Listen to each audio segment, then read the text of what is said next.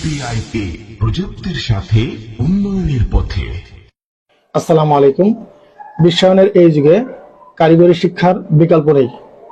বাংলাদেশ একটি জনবহুল দেশ।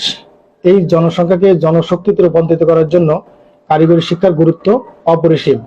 আমি শেখ বুলবুল আহমেদ, বিভাগীয় প্রধান, civil technology, city polytechnic institute, Khalishpur, Khulna. জনসংখ্যাকে জনশক্তিতে রূপান্তরিত করার জন্য 2003 সাল থেকে সিটি পলিটেকনিক কাজ করে যাচ্ছে। সিভিল টেকনোলজি সবথেকে পুরাতন একটি টেকনোলজি। সিভিল শব্দের অর্থ পুরকৌশল বিদ্যা।